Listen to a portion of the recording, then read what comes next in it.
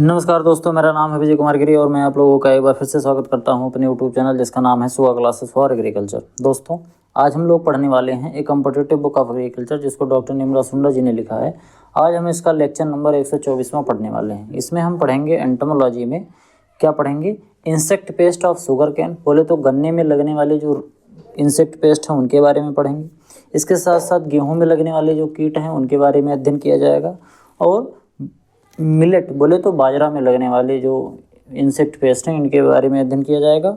और कुछ अध्ययन हम करेंगे मेज में लगने वाले जो इंसेक्ट पेस्ट हैं उनका अध्ययन किया जाएगा। एक चीज़ मैं आप लोगों को बता दूं, बुक में जो दिया गया है इस बुक में वो काफ़ी शॉर्ट फॉर्म में दिया गया है, तो जिस तरीके से दिया गया है मैं उसी तरीके से पढ़ाने का प्रयास करूँगा। अगर आपको डिटेल में पढ़ना होगा तो आने वाले समय में मैं इस पर एक डेडिकेटेड वीडियो लेके आऊँगा, insect pest of mango, insect pest of, इस तरीके से। मतलब एक मैं एंटोमोलॉजी में जो डिजीज़ और पेस्ट होते हैं, एंटोमोलॉजी में इंसेक्ट और पेस्ट और पैथोलॉजी में जो डिजीज़ होते हैं इनके लिए एक अलग से डेडिकेटेड मैं प्लेलिस्ट बनाऊंगा जिसमें मैं हर डिजीज़ के बारे में बिल्कुल डिटेल में पढ़ाऊंगा कि उसमें उसका सिम्टम कैसा होता है, उसकी लाइफ साइकिल कैसी होती है, ये देखने में कैसा होता है, इसको कैसे मैनेज किया जाता है, साइंटिफिक नेम क्या होता है, क्लासिफिकेशन उसका क्या होता है, इन सभी चीज़ों के बारे में डिटेल में पढ़ाएंगे। तब पढ़ाएंगे जब हम डिस्क्रिप्टिव पढ़ाएंगे। डिस्क्रिप्टिव का जो सिलेबस मैंने स्टार्ट किया है, एक लेक्चर मैंने पढ़ा के दिया है, fundamentals of agronomy.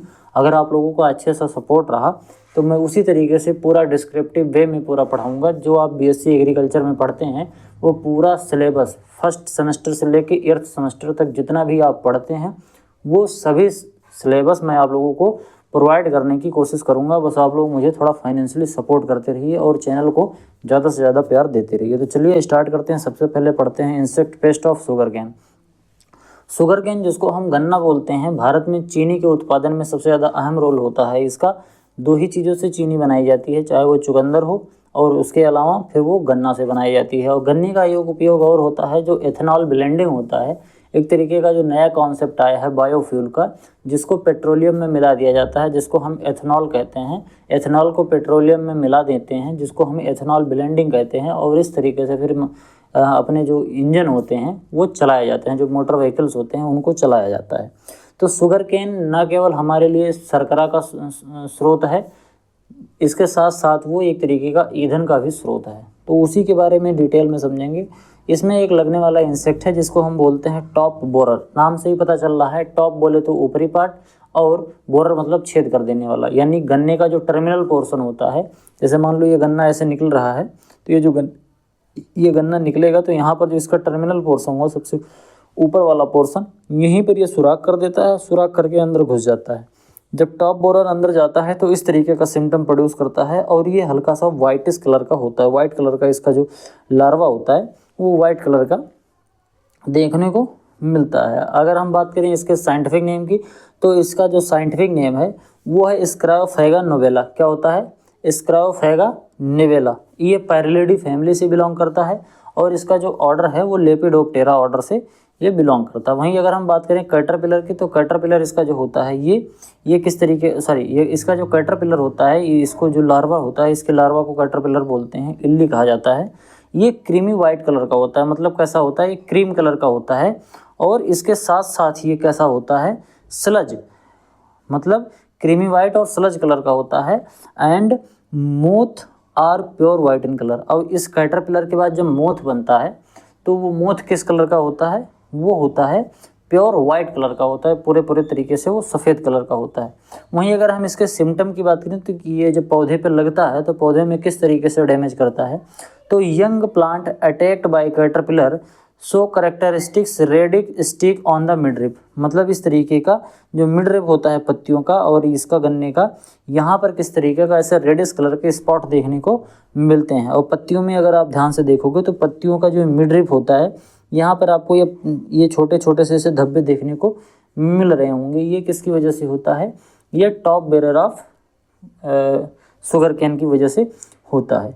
They show a number of suits hole. ये सूट जो आपकी पत्तियां देख रहे हैं, पत्तियों में बहुत माइन्यूट से ऐसे सुराख हुए रहते हैं और ये सुराख धीरे धीरे क्या करते हैं? डेड हर्ट बना लेते हैं। बोले तो ये सुराख धीरे धीरे बड़े हो जाते हैं और पत्तियां सूखने लगती हैं।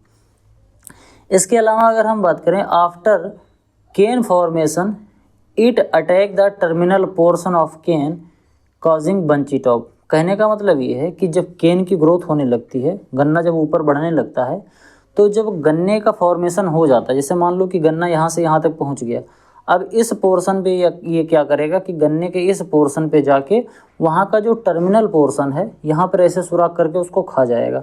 तो जो ऊपर की जो बड हैं जिससे गन्ना और ऊपर तक बढ़ता, वो ख़त्म हो जाएगा। गन्ना उस तरीके से ऊपर बढ़ नहीं पाएगा। क्यों नहीं बढ़ पाएगा? क्योंकि इसने ऊपर यहाँ पर इस तरीके से डैमेज कर दिया। इसका जो फ्लोएम और जाइलम होता है वो डैमेज कर देता है, जिससे फिर जो इसके अंदर फूड मटेरियल होता है प्लांट के अंदर, वो एक दूसरे ट्रांसलोकेट हो नहीं पाता है और इसकी ग्रोथ जो होती है गन्ने की वो रुक जाती है। तो जब गन्ने की ग्रोथ रुक जाएगी तो आपको नीचे तो ये गन्ना दिखेगा, ये नीचे तो इतना नॉर्मल सा गन्ना दिखेगा, लेकिन ऊपर इस तरीके का बंच बन जाएगा। ढेर सारे ऐसे अगल बगल से ढेर सारी ब्रांचेस निकल जाएगी। जैसे हम ऐसा लगता है कि जैसे गन्ने को किसी ने ऊपर से काट दिया है, जैसे हम ट्रेनिंग प्रूनिंग करते हैं पौधों की, उस तरीके से लगता है कि किसी ने इसकी प्रूनिंग कर दी है और प्रूनिंग कर देने के बाद इसके बगल बगल से ढेर सारी ब्रांचेस निकलना स्टार्ट हो जाती हैं। जैसे हमने पढ़ा होगा, हमने पढ़ाया था इंस्टेंट हार्टिकल्चर में, या फिर ये जो सीरीज चल रही है एक कॉम्पिटिटिव बुक ऑफ एग्रीकल्चर, इसमें मैंने जो हार्टिकल्चर पढ़ाया था तो उसमें भी मैंने जब बनाना पढ़ाया था तो उसमें बताया था बंची टॉप। उसमें भी एक तरीके की ये बीमारी लगती है, लेकिन वो बीमारी वायरस की वजह से होती है, और इसमें गन्ने में जो हो रही है ये होती है टॉप बोरर की वजह से। अगर हम इसके मैनेजमेंट की बात करें तो इसको मैनेज करने का जो सबसे अच्छा तरीका, जो कल्चरल मेथड है, वो क्या है? Collect and destroy moth and egg. Moth यानी कि जो इसका एडल्ट वाला पार्ट होता है, और इसके साथ साथ जो इसके एग के क्लस्टर्स होते हैं। एग का क्लस्टर बोले तो एग जो होते हैं, यानी कि इस टॉप बोरर के जो एग होते हैं वो बंच में रहते हैं। एक ऐसे क्लस्टर रहेगा और उसी क्लस्टर में ढेर सारे अंडे उसी में रहते हैं, तो इसी को बोलते हैं एग क्लस्टर्स। दोनों को कलेक्ट कर लीजिए, मोथ को भी कलेक्ट कर लीजिए और एग क्लस्टर्स को भी कलेक्ट कर लीजिए, और उनको कलेक्ट करके फिर इनको डिस्ट्रॉय कर दीजिए, इनको मर डालिए। इसके बाद फिर क्या करेंगे? Cut the attacked shoot at ground level from April to June. अप्रैल से जून के महीने में जब इसकी सूट में अगर आपको कहीं दिख रहा है कि अटैक हो गया है, इस पर टॉप बोरर लग गया है, तो उसी समय उस पार्ट को काट के निकाल दीजिए, जिससे ये खेत के अन्य भागों में नहीं फैलेगा और हमारा जो एक ही पौधा था केवल वही बर्बाद होगा। इसके अलावा application of carbofuran 3G at the rate of 25 kilogram per hectare, या फिर आप यूज कर सकते हैं cartap hydrochloride 4G at the rate of 25 kilogram per hectare in July के महीने में आप चाहे कार्बोफ्यूरान और चाहे फिर कार्टाप हाइड्रोक्लोराइड, इन दोनों में से किसी एक इंसेक्टिसाइड का उपयोग कर सकते हैं, और इसके छिड़काव से जो ये शुगर केन का जो टॉप बोरर है वो मर जाता है। आगे हम बात करते हैं sugar cane leaf hopper. Sugar cane leaf hopper इस तरीके का एक इंसेक्ट होता है, इस तरीके का ये देखने में लगता है। इसके साइंटिफिक नेम की बात करें तो शुगर केन जो लीफ हॉपर होता है, इसका साइंटिफिक नेम होता है पायरिल्ला परप्यूसिल्ला। क्या होता है? Scientific name of sugar cane leaf hopper is Pyrilla perpusilla and it belong to the family of Lophopidae and the order of the insect is Hemiptera. यानी कि लोफेपिडी फैमिली से बिलोंग करता है, और इसका जो ऑर्डर होता है वो हेमिप्टेरा ऑर्डर से ये बिलोंग करता है। जिस तरीके से लीफ हॉपर और दूसरे भी जो हैं वो भी किस में बिलोंग करते हैं, वो सभी किससे बिलोंग करते हैं? वो सभी हेमिप्टेरा से ही बिलोंग करते हैं। बात समझते हैं? ये जेट लाइक बॉडी स्ट्रक्चर होता है, इनके जो बॉडी का स्ट्रक्चर होता है वो जेट लाइक होता है, बोले तो जहाज लाइक स्ट्रक्चर। बात समझना कैसे? इसकी पत्तियां जब ऐसे दोनों तरफ निकल जाती हैं तो आप ये देख लो, ये ऐसा लग नहीं रहा है कि ये क्या है? ये इसके जो पंख हैं दोनों तरफ, अगर इसे पंख दोनों तरफ निकाल ले उड़ने के लिए तो आपको ये क्या लगेगा? बिल्कुल ऐसे लगेगा जैसे मान लो कि एरोप्लेन बिल्कुल रनवे पे खड़ा है, अभी ये टेक ऑफ करेगा। लीफ हॉपर जो होता है वो बेरी ईगल होते हैं और jump around the large number making a फेंट नॉइस। बोले तो जब ये खेत में पायरिल्ला, अगर खेत में बहुत ढेर सारा लग गया है लीफ हॉपर, अगर ये खेत में बहुत ज़्यादा मात्रा में है, तो अगर आप उस खेत में जाएंगे या कोई हलचल होगी, जो कोई जानवर उसमें जाएगा, या अभी आप भी कभी इंटरकल्चरल प्रैक्टिस करने के जाएंगे या खेत में आप कभी भी घुसेंगे, तो अगर ज़्यादा मात्रा में ये लोग रहेंगे तो उड़ेंगे तो ये बहुत ही नॉइस प्रोड्यूस करते हैं, एक फेंट नॉइस आती है, इनके पंखों की आवाज़ आती है, और ये बहुत तेज़ी से उड़ते हैं और जंप करने लगते हैं। इनका जो पैर होता है वो जंपिंग टाइप का लेग होता है, जिससे वो जंप करके एक जगह से दूसरी जगह पर भागने लगते हैं। मतलब पूरे एक तरीके से भगदड़ मच जाती है जब आप खेत में घुसते हैं। अगर सीवियर इन्फेक्शन हो गया है पौधे में, किसकी, लीफ हॉपर का। सीवियर इन्फेक्शन नहीं बोल सकते, मतलब ऐसे समझ सकते हो कि इनकी पॉपुलेशन अगर बहुत ज़्यादा हो जाती है खेत में।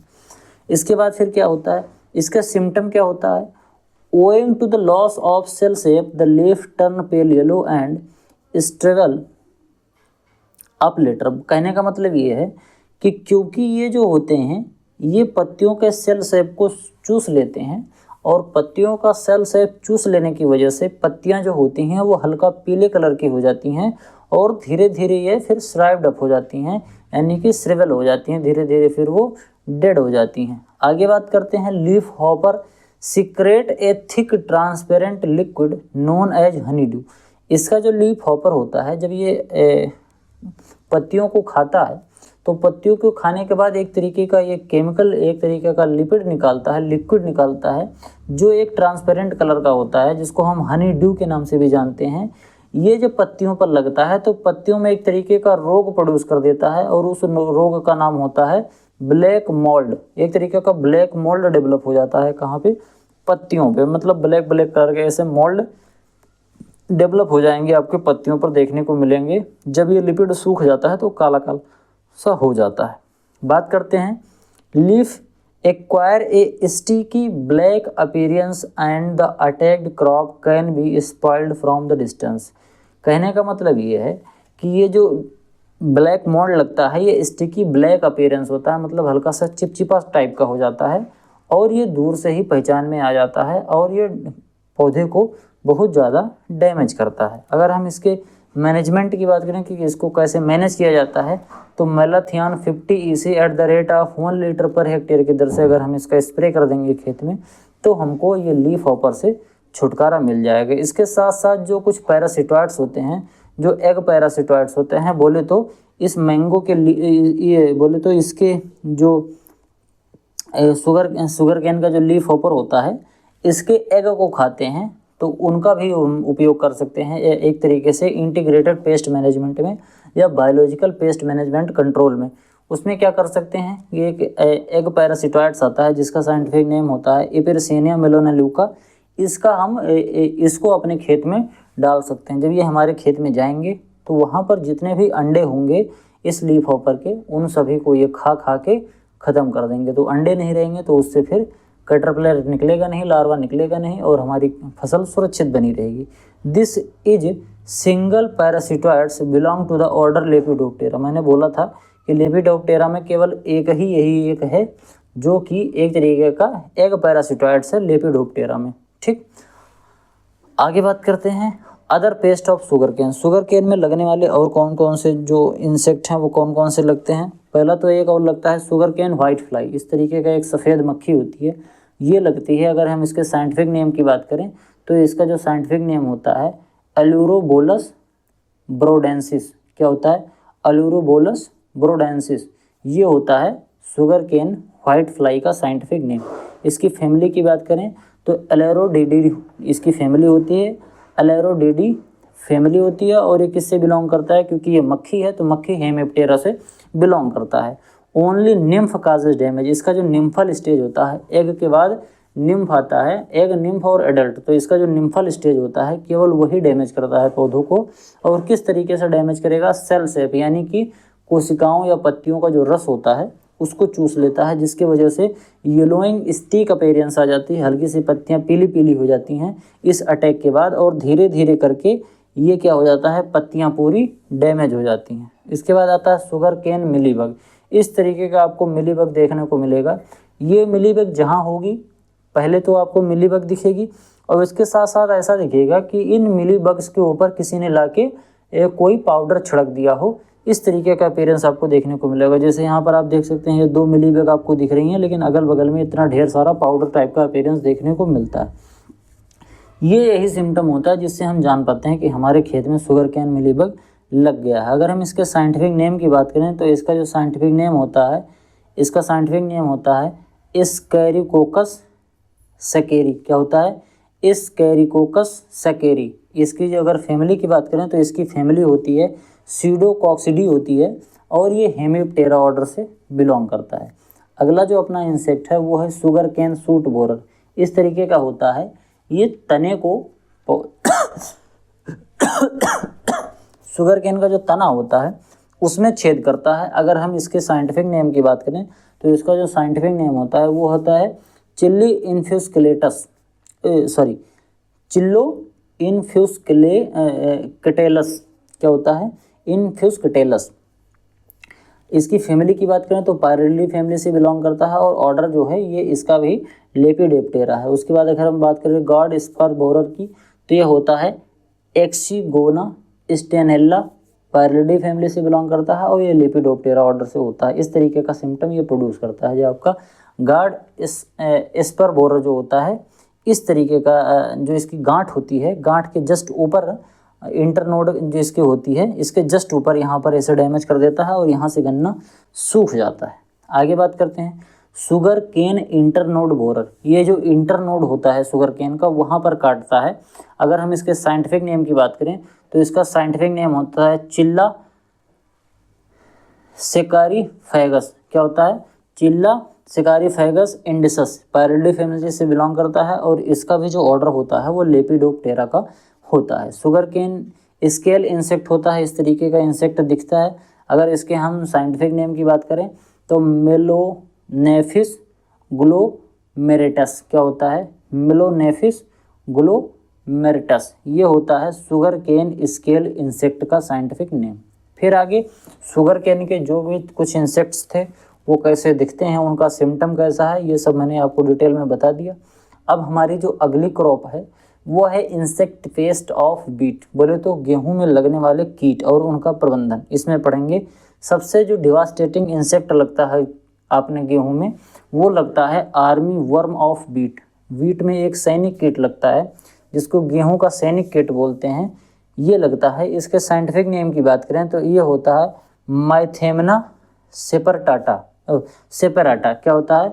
माइथेमना सेपेराटा, नॉक्टिडी फैमिली से बिलोंग करता है और ऑर्डर जो होता है इसका लेपिडोप्टेरा होता है। The freshly emerge larvae spin thread from which they spend themselves in the air and when then with the help of air current reach from one plant to another plant. बात समझना ध्यान से। ये क्या करते हैं, ये जो होते हैं आर्मी वर्म, ये एक पौधे से दूसरे पौधे पर जाने के लिए एक तरीके का थ्रेड निकालते हैं। जैसे मकड़ी जाला बनाती है उसी तरीके से ये अपना एक थ्रेड निकालते हैं और थ्रेड निकाल के फिर वो हवा में ऐसे झूलते रहते हैं। ठीक, कि एक पौधे से, जैसे मान लो यहाँ एक पौधा है, यहाँ एक पौधा है, तो यहाँ से एक जाला बना लिया, यहाँ जाला बना लिया और इसी बीच पे यहीं अटके रहेंगे। जब हवा तेज से चलेगी तो कहीं से जाला टूट जाएगा, चाहे इधर से टूट जाए चाहे इधर से टूट जाए। अगर इधर से टूट गया तो ये उड़ के फिर उधर चले जाएंगे और अगर इधर से टूट गया तो उड़ के फिर वो दूसरी तरफ चले जाएंगे। और ये जब उड़ के दूसरी तरफ चले जाते हैं तो बोले तो ट्रांसलोकेशन हो जाता है, एक पौधे से दूसरे पौधे पर जाके ये पहुंच जाते हैं। तो इस तरीके से ये माइग्रेट करते हैं। अर्ली स्टेज में जो ये होते हैं तो ये टेंडर लीफ जो होती है उसको खाते हैं और central hole for the plant, but later caterpillar जो होती है इसका ओड लीफ भी खाने लगती है। बात समझना ध्यान से। ये क्या होता है, आर्मी वर्म जब लगते हैं तो स्टार्टिंग में तो ये फिर जो टेंडर लीफ होती हैं, कहने का मतलब जो गेहूं की नई नई पत्तियां निकलती हैं, बिल्कुल बीच से जो पत्तियां निकलती हैं जिसको टेंड्रिल्स बोलते हैं, टेंडर लीफ, वहाँ की पत्तियों को खाते हैं, नई नई मुलायम मुलायम पत्तियों को।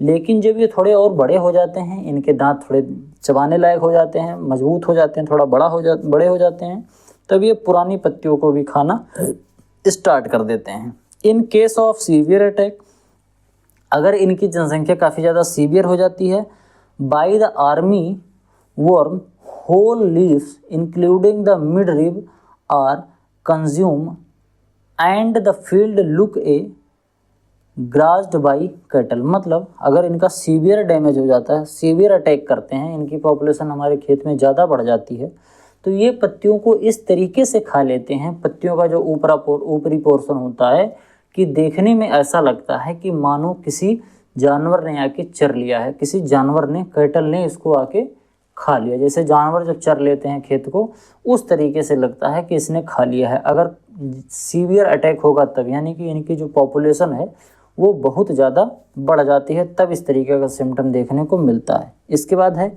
Spray quinalphos 25 EC at the rate of 500 ml per hectare. Quinalphos नाम की एक दवा आती है, उसका छिड़काव कर देंगे 500 ml पर हेक्टेयर के हिसाब से, तो अपना जो ये आर्मी वर्म है, जिसको हम सैनिक किट भी बोलते हैं वीट का, ये ख़त्म हो जाता है। फिर आगे बात करते हैं गुजिया वीविल। इस तरीके का एक तरीके का घुन होता है जिसको हम गुजिया वीविल बोलते हैं। इसके अगर हम साइंटिफिक नेम की बात करें तो इसका जो साइंटिफिक नेम होता है वो होता है टनेमेक्यू सिंडिकस। क्या होता है?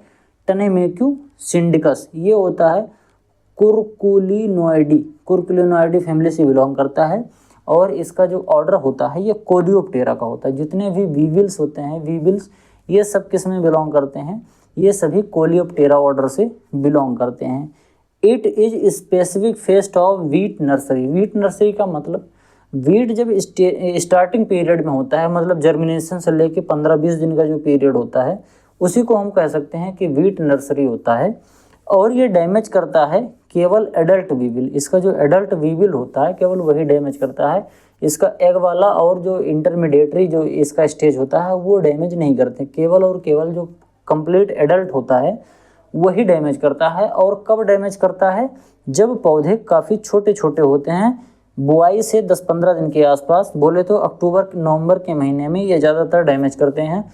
और जब ये डैमेज करते हैं तो इनका डैमेज करने का क्या सिम्टम होता है? ये जर्मिनेशन वाली जो सीडलिंग होती है उनको ग्राउंड लेवल से काट देते हैं। मतलब ज़मीन से ही जो जर्मिनेशन हो रहा है उसी को काट देंगे तो हमारे पौधे सूख जाएंगे, पौधे ही ख़राब हो जाएंगे।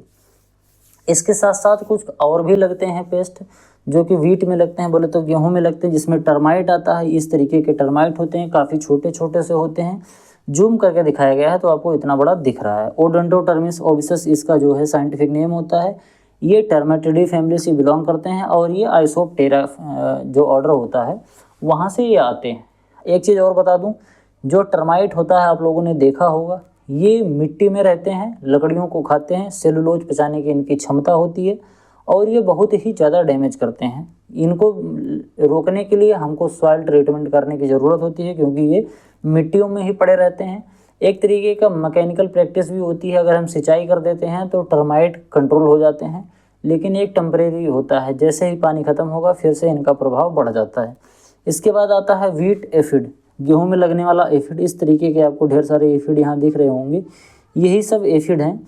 अगर इनके हम साइंटिफिक नेम की बात करें तो इसका जो साइंटिफिक नेम होता है मैक्रोसिफम मिस्कैंथी। मैक्रोसिफम मिस्कैंथी होता है, और एफिडी फैमिली से ये बिलोंग करता है। इसका जो ऑर्डर होता है वो होता है हेमिप्टेरा ऑर्डर। वहीं अगर हम बात करें वीट माइट, वीट में जो लगने वाला माइट होता है ये इस तरीके का लगता है। इसके अगर साइंटिफिक नेम की बात करें तो इसका साइंटिफिक नेम होता है पेट्रोबिया लेटेंस। क्या होता है? पेट्रोबिया लेटेंस। और इसका जो फैमिली होती है वो अकेरिना फैमिली होता है। किस फैमिली से बिलोंग करता है? अकेरिना फैमिली से ये बिलोंग करता है। पेस्ट ऑफ पर्ल मिलेट, बोले तो बाजरा। बाजरा में कौन कौन से कीट लगते हैं? व्हाइट ग्रब लगता है, इतना बड़ा सा होता है, ये मिट्टियों के अंदर पाया जाता है, जिसका नाम है होलोट्राइका कंसनगुनिया। ये क्या करता है? ये बाजरे की जड़ों को नुकसान करता है, और बाजरों की जड़ों को जब काट देगा तो हमारा बाजरा धीरे धीरे डैमेज हो जाएगा, उसकी ग्रोथ रुक जाएगी और बाद में वो गिर जाएगा या फिर सूख जाएगा। इसकी फैमिली की बात करें तो ये होता है मेलोनेथेंडेई फैमिली से बिलोंग करता है। अगर हम इसके दूसरे पेस्ट की बात करें जिसको हम टर्माइट बोलते हैं, ओडोंटोटर्मिस ओबिसस, ये भी लगता है जैसे ये गेहूं में लगता है, और उसी तरीके से ये अपने बाजरा में भी देखने को मिलता है। टर्मेटिडी फैमिली से ये बिलोंग करता है। रेड हेरी कैटरपिलर, इस तरीके का ये कैटरपिलर होता है जो कि पौधों को नुकसान करता है, बाजरे में देखने को मिलता है। इसके साइंटिफिक नेम की बात करें तो एमस्कटा मोरी होता है। क्या होता है? अमस्कटा मोरी। क्या होता है? अमस्कटा मोरी अरेक्टिडी फैमिली से ये बिलोंग करता है। सूट फ्लाई की अगर हम बात करें तो सूट फ्लाई इस तरीके का होता है, ये होता है एथेरिगोना सोकाटा। क्या होता है? एथेरिगोना सोकाटा। ये म्यूसिडी फैमिली से बिलोंग करता है। आगे बात करते हैं इंसेक्ट पेस्ट ऑफ मेज। मेज में मेज बोले तो क्या होता है, मक्का होता है, भुट्टा होता है, मकई होता है, इसमें लगने वाले इंसेक्ट और पेस्ट ये क्या क्या होते हैं। मेज जिसको हम मेज या फिर सोरगम स्टेम बोरर, ये मेज में भी लगता है और सोरगम में भी लगता है। सोरगम का मतलब होता है ज्वार, बोले तो चरी, तो ये किस में लगता है, ये उसमें सोरगम बोले तो चरी में भी लगेगा जिसको हम ज्वार बोलते हैं, और मेज में भी लगेगा जिसको हम मक्का बोलते हैं। इसका साइंटिफिक नेम जो होता है मेज का स्टेम बोरर का, ये होता है चिल्लोपार्टेलस पायरलिडी फैमिली से बिलोंग करता है और ये लेपिडोप्टेरा ऑर्डर का होता है। अब ध्यान से समझना, ये पायरलिडी फैमिली है और लेपिडोप्टेरा, बहुत ढेर सारे इंसेक्ट इसके होते हैं और ये बहुत ही ज़्यादा नुकसान करते हैं। बात करते हैं most destructive pest of maize and sorghum. Sorghum और मेज में ये सबसे ज़्यादा डिस्ट्रक्टिव पेस्ट होते हैं, बहुत ज़्यादा नुकसान करते हैं। Caterpillar infect the crop usually 1 month after sowing. Sowing के 1 महीने के बाद ये पौधे को डिस्ट्रॉय करना शुरू करता है। It causes pin hole on the leaf. Leaf में इसके वजह से क्या हो जाता है, पिन होल हो जाता है। एक पतला सा होल करके आप यहाँ पर देख पा रहे होंगे, ये जो होल है उस पार से इस पार ऐसे साफ साफ आप देख रहे होंगे, इस तरीके का होल कर लेता है और अंदर आकर इसका जो ये फ्लोएम बंडल, जाइलम बंडल होता है अंदर का, संवहन ऊतक जो होते हैं उनको खाते रहते हैं और खा के डिस्ट्रॉय कर देते हैं, जिसकी वजह से डेड हर्ट नामक एक सिम्टम प्रोड्यूस हो जाता है पत्तियों में और सूट में, और बाद में जो इन्फेक्शन होता है ये टिल हार्वेस्ट तक दिखाई देता है। ये मतलब एक बार लग गया तो हार्वेस्टिंग तक ये पड़ा रहेगा। लार्वी रिमेन हाइबरनेट इन मेज स्टेबल, और बाद में जब हम इसकी हार्वेस्टिंग कर लेते हैं मेज की, तो मेज की क्योंकि जो हार्वेस्टिंग होती है वो केवल हम भुट्टे तोड़ लेते हैं, और अगर सोरगम की हार्वेस्टिंग है तो ऊपर से हम केवल बालियों को काट लेते हैं। बाकी जो पूरा स्टेबल होता है उसी में इसके एडल्ट्स जो होते हैं और लार्वी जो होते हैं वो हाइबरनेट करे रहते हैं, मतलब उसी में पड़े रहेंगे। फिर बाद में जब इनको फिर अनुकूल मौसम मिलेगा तो फिर वहाँ पर ये अपना प्रक्रिया चालू कर देंगे, अपनी जनसंख्या बढ़ाना चालू कर देंगे। अगर हम मैनेजमेंट की बात करें तो ये होता है destroy stable weeds and alternate host. इसके जितने भी अल्टरनेट होस्ट हैं, बोले तो सोरगम और मक्का के अलावा इसके और जितने भी होस्ट हैं जिस पे ये अपना जीवन यापन कर सकता है, उन सबको हमें डिस्ट्रॉय कर देना चाहिए। इसके साथ साथ जो स्टेबल होता है, बोले तो जो ज्वार होता है या फिर मक्का होता है, इनके जो भी अवशेष बचे होते हैं, यानी कि जो तना और पत्तियां होती हैं मक्का तोड़ने के बाद, इन सभी को हमको प्रॉपरली यूज कर लेना चाहिए या तो फिर इसको डिस्ट्रॉय कर देना चाहिए। Application of फोरेट 10G @ 20 kilogram per hectare की दर से इसको अप्लाई करना चाहिए, या फिर carbofuran 3G @ 25 kilogram per hectare की दर से इसकी डस्टिंग करनी चाहिए। चाहे वो फोरेट हो और चाहे कार्बोफ्यूरान हो, इन दोनों की डस्टिंग अगर कर देंगे, पाउडर फॉर्म में आता है, तो इससे अपनी हम फसलों को सुरक्षित कर सकते हैं। इसके साथ साथ रिलीज ऑफ कोटेशिया स्पीसीज एक तरीके का इंसेक्ट होता है। इसको अगर हम छोड़ देंगे तो ये इंसेक्ट उस इंसेक्ट को खा जाएगा, तो हमारी जो फसल है वो सुरक्षित हो जाएगी। इसके अलावा अगर हम बात करें अदर पेस्ट ऑफ मेज में और कौन कौन से पेस्ट लगते हैं, तो वो लगता है मेज में एफिड लगता है। अगर आप ध्यान से देख पा रहे होंगे तो मक्के में इस तरीके का एफिड लगता है, बहुत ही महीन होता है, माइक्रोस्कोप से देखने पे आपको दिखेगा। इसका साइंटिफिक नेम होता है रफेलोसीफम माइडिस। ये एफिडेडी फैमिली से बिलोंग करता है, एफिडिएडी फैमिली से, और ये हेमिप्टेरा ऑर्डर का होता है। आगे बात करते हैं यूरोपियन कॉर्न बोरर। ये सबसे बड़ी बात इसकी होती है कि ये लेपिडोप्टेरा और पायरलिडी का है, लेकिन ये इंडिया में नहीं पाया जाता, ये यूरोप में पाया जाता है। लेकिन इसका एक भाई होता है ये वाला एशियन मेज बोरर, जिसका साइंटिफिक नेम होता है ओस्टिरेना फ्यूर्नेकेलिस। क्या होता है ओस्टिरेना फ्यूर्नेकेलिस? ये होता है, ये present in some part of India के कुछ पार्ट में एशियन स्टेम बोरर जो इस तरीके से दिखता है, इसका इन्फेक्शन आपको मेज में देखने को मिल जाएगा। आगे हम बात करते हैं मेज का पिंक बोरर इस तरीके का होता है, ये भी स्टेम में छेद कर देता है, जिसको हम सिसेमिना इन्फ्रेंस बोलते हैं, नॉक्टिडी फैमिली से बिलोंग करता है और ये लेपिडोप्टेरा का है। आप लोगों को एक चीज़ बताना है कि ये पिंक बोरर मैंने किस क्रॉप में और पढ़ाया है। अभी मैंने कल या फिर परसों वाले लेक्चर में पढ़ाया है, आप लोगों को बताना है कि ये पिंक बॉलवर्म और किस प्लांट में लगता है। अभी मैंने कल या परसों वाले लेक्चर में ही पढ़ाया है, आप लोगों को बताना है कमेंट बॉक्स में। आगे बात करते हैं, इट मेनली फीड ऑन मेज, राइस एंड व्हीट। ये किसको किसको खाता है? मेज को खाएगा, राइस को खाएगा और व्हीट को खाएगा। इन 3 चीज़ों को ये पिंक बोरर ज़्यादा डैमेज करता है। It causes dead hurt on central suit of wheat. Wheat का जो सेंट्रल सूट होता है, बोले तो जो बीच वाला सूट होता है, वहाँ पर डेड हर्ट टाइप का एक सिम्टम प्रोड्यूस कर देता है। अब ये डेड हर्ट बार बार आ रहा है, तो डेड हर्ट हम आगे आपको कायदे से समझा देंगे कि डेड हर्ट सिम्टम होता क्या है, जो हर जगह जब ये लार्वा काटता है, कैटरपिलर जब डिस्ट्रॉय करता है, तो उसको ये डेड हर्ट का सिम्टम प्रोड्यूस हो जाता है। ये चीज़ आपको हम किसी और दूसरे लेक्चर में डिटेल में समझा देंगे। तो आज की वीडियो में केवल इतना ही। आई होप आपको वीडियो पसंद आया होगा। वीडियो पसंद आया हो तो वीडियो को लाइक करें। चैनल पर पहली बार आए हैं तो चैनल को सब्सक्राइब करें। आपके जो भी सुझाव हैं कमेंट बॉक्स में ज़रूर लिखें। दिए गए QR कोड को स्कैन करके हमें फाइनेंशियली सपोर्ट करें, जिससे हमारा मोटिवेशन बढ़ता है। मिलते हैं किसी दूसरी वीडियो में, तब तक के लिए इजाज़त दीजिए। धन्यवाद।